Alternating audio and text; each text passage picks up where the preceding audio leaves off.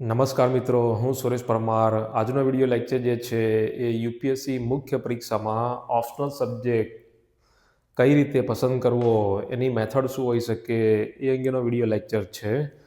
આપ સૌ જાણતા હશો, જે પણ વિદ્યાર્થીઓ યુપીએસસીની સિવિલ સર્વિસની એક્ઝામની પ્રિપરેશન કરે છે એ લોકો એક ડાયલેમામાં હોય છે કે મુખ્ય પરીક્ષામાં જે ઓપ્શનલ સબ્જેક્ટ પસંદ કરવાનો છે એની પસંદગી કઈ રીતે કરવી એ અંગે બહુ કન્ફ્યુઝન રહેતું હોય છે.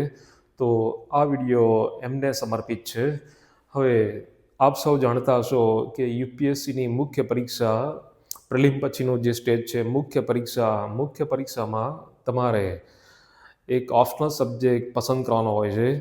આ ઓપ્શનલ સબ્જેક્ટ બહુ ઇમ્પોર્ટન્ટ છે, ધ્યાન રાખજો. ક્રુશિયલ રોલ ભજવે છે, ગેમ ચેન્જર છે. જો ઓપ્શનલ સબ્જેક્ટ એટલે કે વૈકલ્પિક વિષય, ગુજરાતીમાં કહીએ તો વૈકલ્પિક વિષય, એની ખોટી પસંદગી થઈ ગઈ તો આખી કરિયર એ બગાડી શકે એમ છે. અને જો સાચી પસંદગી થઈ ગઈ તો જલ્દીથી તમારું સિલેક્શન પણ થઈ શકે એમ છે. એટલે બહુ સમજી વિચારીને તમારે ઓપ્શનલ સબ્જેક્ટ પસંદ કરવાનો છે. કોઈની દેખાદેખીથી ઓપ્શનલ પસંદ કરવાનો નથી કે જે પણ ટ્રેન્ડ છે તો એને ધ્યાનમાં રાખીને ઓપ્શનલ પસંદ કરવાનો નથી. હવે અહીંયા ક્રુશિયલ રોલ એટલા માટે પણ છે કે તમારા સિલેક્શનમાં આ બહુ મહત્વપૂર્ણ ભાગ ભજવે છે. એટલા માટે રીઝન એ છે કે 500 માર્ક એના છે, એનું વેઇટેજ જે છે ઓપ્શનલ સબ્જેક્ટ એના 2 પેપર હોય છે. બંને પેપરના કમ્બાઈન ગણીએ તો ટોટલ 500 માર્કનું વેઇટેજ છે. એટલે હળવાશી લેવાય એમ છે નહીં. 1000 માર્ક જીએસના છે, પણ જીએસનો સિલેબસ એ દરિયા જેવું છે. ઓપ્શનલ સબ્જેક્ટ તો 500 માર્ક છે, એટલે સ્વાભાવિક છે કે આને સિરિયસલી લેજો તમે. બીજું કે અત્યારે છેલ્લા 5-7 વર્ષની વાત કરીએ તો પોપ્યુલર સબ્જેક્ટ્સ આખા ભારતમાં જે પણ કેન્ડિડેટ છે તૈયારી કરે છે તો એમની વચ્ચે પોપ્યુલર લોકપ્રિય વિષયો કયા રહ્યા છે તો એ તો આપ જાણતા હશો કે પોલિટિકલ સાયન્સ છે, પીએસઆઈઆર છે, પબેડ છે, સોશિયોલોજી છે, હિસ્ટ્રી છે, એન્થ્રોલોજી છે. એ સિવાય લિટરેચર પણ છે જ, બરાબર. ખાસ કરીને હિન્દી લિટરેચર છે, ગુજરાતી સાહિત્ય છે, તમિલ, મલયાલમ છે. તો એ રીતે આ પોપ્યુલર સબ્જેક્ટ રહ્યા છે. હવે એમાંથી તમારે ગમે તે એક ચૂઝ કરવાનો છે. એ અંગે કેવી મેથડ છે એ ડિસ્કસ કરશું આપણે. સૌથી પહેલાં અમુક જે ધારણાઓ છે કે કાલ્પનિક વાતો છે એનાથી તમે દૂર રહેજો. કેમ કે બજારમાં ઘણી બધી આવી કાલ્પનિક વાતો ચાલતી હોય છે કે આ ઓપ્શનલ લેવો જોઈએ, આ ઓપ્શનલથી સિલેક્શન થઈ જાય, એવું નહીં. બીજું કે ટોપ 10માં કયા કેન્ડિડેટ આવ્યા છે, એમનો સબ્જેક્ટ કયો હતો, એને જોઈને તમે ઓપ્શનલ સબ્જેક્ટ પસંદ ના કરતા. બીજું કે માત્ર મને રસ છે એવું માનીને પણ ઓપ્શનલ પસંદ ના કરતા. ટૂંકમાં બજારમાં જે પણ વાતો ચાલતી હોય તો એના પર બહુ ધ્યાન આપશો નહીં. એટલું જ નહીં, ટ્રેન્ડ ઘણા લોકો એ રીતે પણ ઓપ્શનલ પસંદ કરતા હોય છે કે ટ્રેન્ડ કેવો છે કે છેલ્લા 4-5 વર્ષમાં આવો ટ્રેન્ડ છે, આ સબ્જેક્ટમાં વધારે સિલેક્શન થાય છે, સ્કોર સારો છે, માત્ર એટલું ધ્યાનમાં રાખીને પણ સિલેક્શન ના કરતા. તો ઓપ્શનલ સબ્જેક્ટ, મુખ્ય પરીક્ષામાં ઓપ્શનલ સબ્જેક્ટની પસંદગી, એની ફોર્મ્યુલા શું હોઈ શકે, મેથડ શું હોઈ શકે, તો અહીંયા હવે પસંદગી કેવી રીતે કરવી વૈકલ્પિક વિષયની એ અંગે વાત કરીએ. હવે ઓપ્શનલ સબ્જેક્ટ જો તમારે પસંદ કરવો છે તો સૌથી પહેલાં તમારે ગ્રેજ્યુએશનના સબ્જેક્ટ ઉપર વિચાર કરવાનો છે. મતલબ કે બીએ, બીકોમ, બીબીએ, એમબીબીએસ કે પછી બીટેક, બીઈ, બરાબર. તમારું ગ્રેજ્યુએશન એ શેમાં થયેલું છે, એમાં કયો વિષય હતો, તો એના પર વિચાર કરી શકાય, બરાબર. પણ આમાં ખાસ તમે ધ્યાન રાખજો કે ગ્રેજ્યુએશનમાં જે પણ વિષય લીધો હોય અને એની એક્ઝામ આપી હોય તો કોલેજની એક્ઝામ ટોટલી અલગ છે, જ્યારે યુપીએસસીમાં એ જ સબ્જેક્ટની જે એક્ઝામ છે, પેપર છે, ક્વેશ્ચન છે, એનું નેચર છે એ અલગ છે. બરાબર.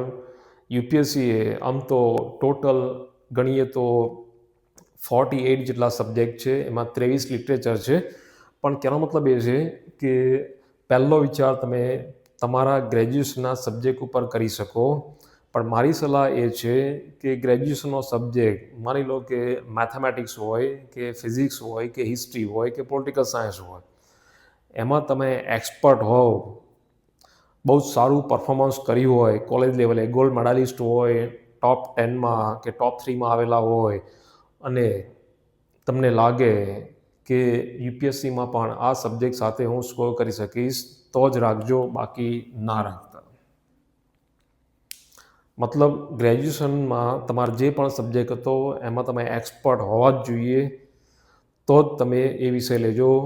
બાકી બીજા વિષયો પર તમે વિચાર કરી શકો છો. યુપીએસસીએ છૂટ આપી છે, એવું અહીંયા એવો કોઈ નિયમ નથી કે તમે ગ્રેજ્યુએશનનો સબ્જેક્ટ જ કમ્પલસરી લઈ શકો. ટોટલ 48 સબ્જેક્ટ છે, એમાં 23 લિટરેચર છે. તમે કોઈ પણ સબ્જેક્ટ, તમને ચોઈસ આપી છે, કોઈ પણ સબ્જેક્ટ એ પસંદ કરી શકો એમ છો. પહેલું એક આ જ. બરાબર. ચલો માની લો કે આ રાખવો જ નથી. ગ્રેજ્યુએશનમાં જે સબ્જેક્ટ છે ઘણા બધા એવા હોય છે, આઈઆઈટીના એન્જિનિયર્સ કે ડૉક્ટરો કે એમબીએ થયેલા એ લોકો પણ પોતાનો સબ્જેક્ટ નથી રાખતા. બરાબર. એના ઘણા બધા રીઝન હોય છે, પણ કહેવાનો મતલબ એ છે કે ચલો આ નથી રાખવો તો બીજા કયા કયા સબ્જેક્ટ રાખી શકાય એમ છે.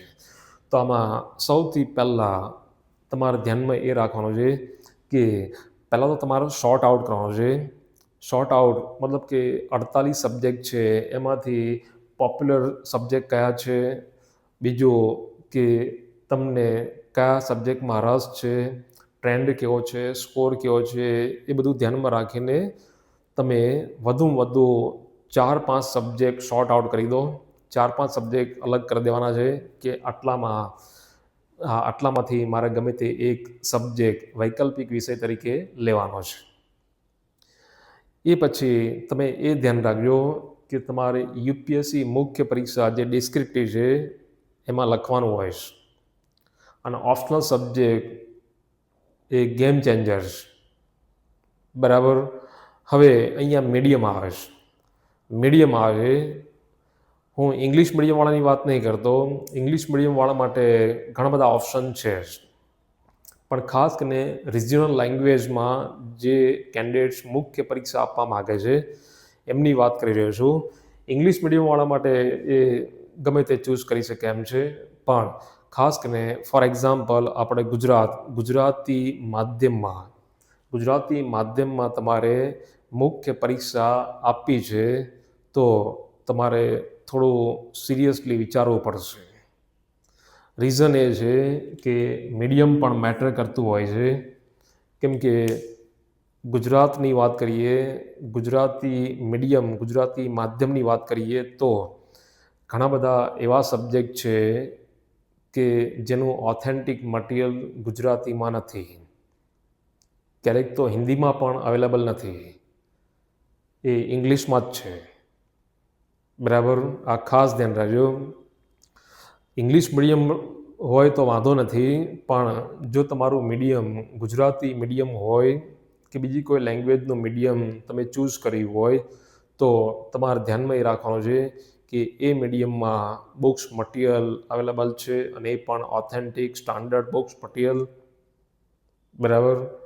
આ બહુ ઇમ્પોર્ટન્ટ છે. એટલે એક મીડિયમ એ તમે થોડું ધ્યાનમાં રાખજો. બીજું કે ઓપ્શનલ સબ્જેક્ટ પસંદ કરવો છે. માની લો કે તમને ઇન્ટરેસ્ટ પણ છે, તમે શોર્ટ આઉટ કરી નાખ્યા 4-5 સબ્જેક્ટ શોર્ટ આઉટ કરી નાખ્યા, અને તમને એવું લાગે કે આ 4 સબ્જેક્ટમાં મને રસ છે. પહેલી વસ્તુ કહી દઉં કે રસ એ બદલાતો રહેશે, અને માત્ર રસને ધ્યાનમાં રાખીને ઓપ્શનલ સબ્જેક્ટ પસંદ ના કરતા. મારી વાત કરું તો મને ગુજરાતી સાહિત્યમાં રસ નહોતો, છતાં પણ મેં રાખેલો છે. બરાબર. હવે અહીંયા 4 સબ્જેક્ટ કે બહુ 5 સબ્જેક્ટ એમાં તમને રસ છે તો એ અલગ કરી નાખો. એ પછી એમાં છેલ્લા 4-5 વર્ષમાં કેવો સ્કોર રહ્યો છે, એનો ટ્રેન્ડ કેવો છે, તો એના પર થોડું વિચારજો. આટલું પૂરતું નથી, હજુ બીજું ઘણું બધું છે. એટલે એક આ પોઈન્ટ છે, આના પર તમારે વિચારવાનું છે. બીજું એ છે કે જે પણ ઓપ્શનલ સબ્જેક્ટ તમે શોર્ટ આઉટ કર્યા છે, 4 સબ્જેક્ટ અલગ કર્યા છે, તો એ 4 સબ્જેક્ટમાં કમ્પેરેટિવલી તમે વિચારો કે કયા સબ્જેક્ટ શોર્ટ છે અને કયા લેન્ધી છે. આ ઇમ્પોર્ટન્ટ એટલા માટે છે કેમ કે જેમ કે સોશિયોલોજી છે, એન્થ્રોપોલોજી છે, ગુજરાતી સાહિત્ય છે, તો એ 4 મહિનાનું કામ છે. ડેઈલી તમે 8-10 કલાક મંડી પડો તો 4 મહિનામાં એ સારી રીતે પૂરું કરી શકાય એમ છે. જ્યારે PSIR હિસ્ટ્રી એ મિનિમમ 7-8 મહિના લે છે. બરાબર, એટલે એ થોડું તમારે ધ્યાનમાં રાખવાનું છે. જેમ કે મેથેમેટિક્સનો ઉપયોગ કરો, જેમ કે 4 મહિનામાં સોશિયોલોજી કે એન્થ્રો કે ગુજરાતી સાહિત્ય પૂરું કરી નાખ્યું અને બાકીના 3 મહિના જે છે, તો બાકીના 3 મહિનામાં હિસ્ટ્રી GS તરીકે આપણે પ્રિપેર કરી શકીએ એમ છીએ. બરાબર, એટલે એ રીતે તમે થોડું ધ્યાન રાખજો કે કયા ઓપ્શનલ સબ્જેક્ટનો સિલેબસ શોર્ટ છે અને કયા લેન્ધી છે. યુપીએસસીમાં મેઇનલી તો આમ તો મેડિકલ સાયન્સ છે, એન્જિનિયરિંગ છે કે હિસ્ટ્રી, પોલિટિકલ સાયન્સ એ સૌથી લેન્ધી છે. બરાબર, એ પછી તમારે એ પણ વિચારવાનું છે કે સબ્જેક્ટ જે શોર્ટ આઉટ કર્યા છે 4 સબ્જેક્ટ, તો એ ટેકનિકલ છે, નોન ટેકનિકલ છે, એ પણ વિચારવું પડશે. બીજી રીતે પણ કહી શકાય કે સબ્જેક્ટિવ છે, ઓબ્જેક્ટિવ છે, તો એ પણ થોડું મેટર કરે છે, પણ બહુ ઇમ્પોર્ટન્ટ નથી. ઘણાને તમારો માઇન્ડસેટ જો ટેકનિકલ હોય તો તમે એ તરફ જઈ શકો, ઓબ્જેક્ટિવ બાબતો વધારે ગમતી હોય તો એ તરફ જઈ શકો. સબ્જેક્ટિવિટી ગમતી હોય, એનાલિટિકલ અને રાઇટિંગ સ્કિલ, તો હ્યુમેનિટીના સબ્જેક્ટ ઉપર તમે વિચાર કરી શકો છો. બરાબર, રિસોર્સિસ આ બહુ ઇમ્પોર્ટન્ટ છે, મોસ્ટ ઇમ્પોર્ટન્ટ છે રિસોર્સિસ. કેમ કે આનાથી તો આપણે મહેનત કરશું તો સારા આન્સર લખાશે તો માર્ક્સ મળશે. ઘણા લોકોની એક મિથ હોય છે કે ફલાણા ઓપ્શનલમાં વધારે માર્ક્સ મળે છે, ફલાણા ઓપ્શનલમાં માર્ક્સ નહીં મળતા. આ બજારું વાતો પર ધ્યાન આપશો નહીં. દરેક સબ્જેક્ટમાં જો મહેનત કરશો તો 300+ પણ આવી શકે એમ છે. અને જો મહેનત ના કરી તો 200 માર્ક્સ પણ નહીં આવે. એ ગુજરાતી સાહિત્ય માટે પણ વાત સાચી છે અને ઇલેક્ટ્રિકલ એન્જિનિયરિંગ કે મેડિકલ સાયન્સ માટે પણ વાત સાચી છે.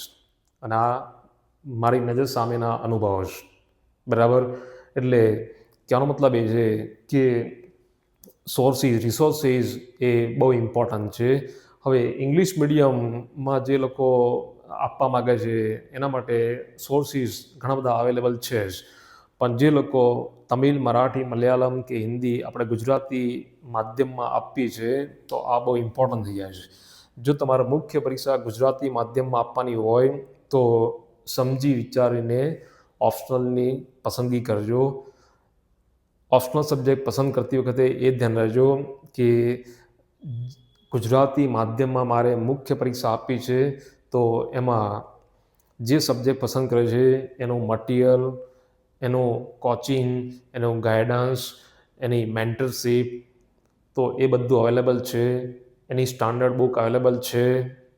તો એ તમારે ખાસ ધ્યાનમાં રાખવાનું છે, નહીંતર માર્ક્સ નહીં મળે. કેમ કે આન્સરની ક્વોલિટી બગડી જશે. બરાબર, એટલું જ નહીં, આ એક્ઝામ એક મેરેથોન દોડ જેવી છે યુપીએસસીની એક્ઝામ. એટલે આમાં સતત ડાઉટ પણ થતા રહેતા હોય છે. તો એ ડાઉટ ક્લિયર કરવા માટે કોણ આપણી હેલ્પ કરશે, કોણ ગાઈડ કરશે, કોણ મેન્ટરશીપ આપશે, એ બહુ જ ઇમ્પોર્ટન્ટ હોય છે. નહીં તો એના વગર તમારી તૈયારી, ઓપ્શનલ સબ્જેક્ટની તૈયારી ઊંધી દિશામાં જતી રહેશે. એટલે આ પણ બહુ ઇમ્પોર્ટન્ટ છે. એટલે એક રિસોર્સિસ પછી ગાઈડન્સ, એના પર તમે સિરિયસલી વિચાર કરજો. બરાબર, એટલું જ નહીં, ઇવેલ્યુશન આના પર પણ સિરિયસલી વિચાર કરજો. કેમ કે પ્રેક્ટિસ તો કરવી જ પડશે. પ્રેક્ટિસ વગર ખબર જ નહીં પડે. બરાબર, એટલે ઇંગ્લિશ મીડિયમમાં વાંધો નથી, પણ ખાસ કરીને ગુજરાતી માધ્યમમાં જો તમારે એક્ઝામ આપવી હોય તો તમે જે પણ સબ્જેક્ટ પસંદ કર્યો છે, પછી સોશિયોલોજી હોય કે પછી ગુજરાતી સાહિત્ય હોય, તો એનું ઇવેલ્યુશન અને સાચું ઇવેલ્યુશન કોણ કરાવશે, કોણ કરી આપશે, તો એ બહુ જ મેટર કરે છે. એટલે આ બાબતોને તમારે ધ્યાનમાં રાખવાની છે. બીજું કે ઓપ્શનલ સબ્જેક્ટ પસંદ કરતી વખતે એ પણ તમે ધ્યાન રાખજો કે એ સબ્જેક્ટ સ્ટેટિક છે કે ડાયનેમિક છે. કેમ કે આ ફરક પાડી દે છે. સ્ટેટિક સબ્જેક્ટમાં શાંતિ હોય છે. સ્ટેટિક સબ્જેક્ટ હોય જેમ કે હિસ્ટ્રી છે, બરાબર. સ્ટેટિક સબ્જેક્ટ મતલબ કે એમાં ચેન્જ ના થાય. મોટાભાગના લિટરેચર લઈ શકાય, આપણું ગુજરાતી સાહિત્ય પણ લઈ શકાય, તમિલ લિટરેચર એ પણ લઈ શકાય, હિસ્ટ્રી એ સ્ટેટિક સબ્જેક્ટ છે એ લઈ શકાય. એનાથી શું કે કરંટમાં બહુ કનેક્ટ કરવાની કોઈ જરૂર છે નહીં. મતલબ કે એક્સ્ટ્રા એમાં કરંટમાં રીડિંગ કરવાની કોઈ જરૂર છે નહીં સબ્જેક્ટ રિલેટેડ, બરાબર. જ્યારે અમુક સબ્જેક્ટ કેવા હોય છે, બહુ ડાયનેમિક હોય છે. અમુક સબ્જેક્ટ બહુ ડાયનેમિક હોય છે કે સબ્જેક્ટ કઈ તૈયાર કરવાનો, એના રિલેટેડ કરંટ જે છે તો એ પણ પ્રિપેર કરવાનું, પાછું એને લિંક કરવાનું અને એ તે આન્સર લખવાનો, બરાબર. એટલે અમુક સબ્જેક્ટમાં ટાઈમ અને મહેનત વધી જાય છે, જેમ કે PSIR છે, સાયન્સના સબ્જેક્ટ છે, બરાબર, એન્જિનિયરિંગના સબ્જેક્ટ, મેડિકલ સાયન્સ, બરાબર, તો ડાયનેમિક છે અને લેન્ધી પણ છે, બરાબર. એટલે ઓપ્શનલ સબ્જેક્ટ પસંદ કરો ત્યારે થોડું આ પણ ધ્યાનમાં રાખજો મીડિયમ સિવાય કે એ સબ્જેક્ટ તમે જે પસંદ કર્યો છે એ સબ્જેક્ટ સ્ટેટિક છે કે ડાયનેમિક છે. તમે પૂરતો ટાઈમ આપી શકશો, બરાબર.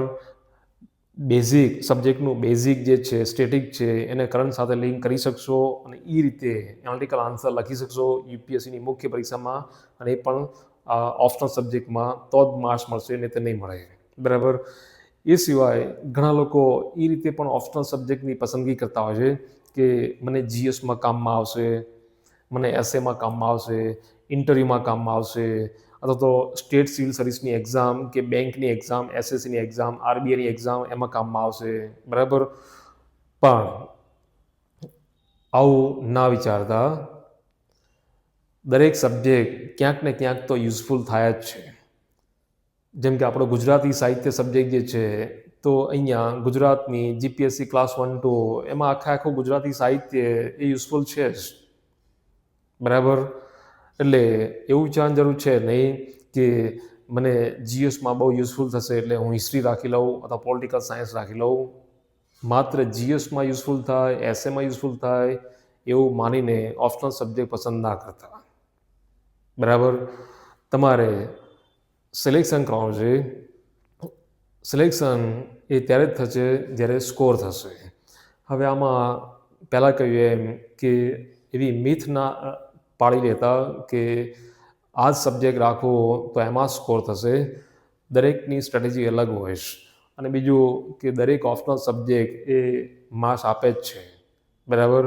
એટલે કહેવાનો મતલબ એ છે કે શોર્ટમાં કહી દઈએ તો ઓપ્શનલ સબ્જેક્ટ તો દરેક ઓપ્શનલ સબ્જેક્ટ એ સારા જ છે, બધામાં સ્કોર કરી શકાય એમ છે. છતાં પણ તમારે ધ્યાનમાં એ રાખવાનું છે કે તમારો ઇન્ટરેસ્ટ કેવો છે, છેલ્લા 5-7 વર્ષનો ટ્રેન્ડ કેવો છે, તમારું મીડિયમ કેવું છે, રિસોર્સિસ તમારી ભાષામાં જે માધ્યમમાં મુખ્ય પરીક્ષા આપવી છે તો એમાં રિસોર્સિસ છે, ગાઈડન્સ અવેલેબલ છે, તો એ બધું તમારે ધ્યાનમાં રાખવાનું છે. અને છતાં પણ કન્ફ્યુઝન થતું હોય, છેલ્લે 2 સુધી તો આવી જઈએ છે, છેલ્લે 4-5માંથી આપણે 2 ઓપ્શનલ સબ્જેક્ટ એના પર આવી તો જઈએ છીએ. ઘણાને 2માં કન્ફ્યુઝન થતું હોય છે, તો એ પર્સનલ બાબત છે. જેમ કે મને પણ હિસ્ટ્રી અને પોલિટિકલ સાયન્સમાં કન્ફ્યુઝન થતું હતું, પણ હિસ્ટ્રી પસંદ કર્યો, બરાબર. કેમ કે મને લાગતું હતું કે હિસ્ટ્રીમાં હું વધારે સારું પરફોર્મન્સ આપી શકીશ. એટલે તમને એવું લાગતું હોય કે 2માંથી હવે એક જ ચૂઝ કરવો છે, તો તમારે ધ્યાનમાં રાખવાનું છે કે 3-4 વર્ષ સુધી એ ઓપ્શનલ સબ્જેક્ટ વાંચવાનો છે, એની સાથે રહેવાનું છે, રિવિઝન કરવાનું છે, પ્રેક્ટિસ કરવાની છે. એટલે એક રસ હોવો એ પણ જરૂરી તો છે જ. બરાબર.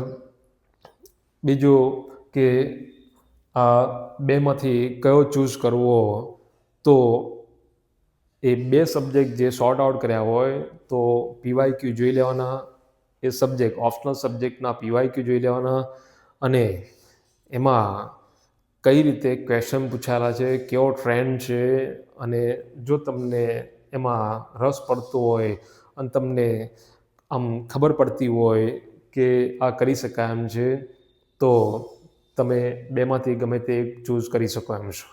બરાબર. આશા રાખું છું કે આ વિડીયો તમને ઘણો યુઝફુલ થશે અને સાચી દિશા આપશે અને સાચો ઓપ્શનલ સબ્જેક્ટ પસંદ તમે કરી શકશો. All the best. Thank you very much.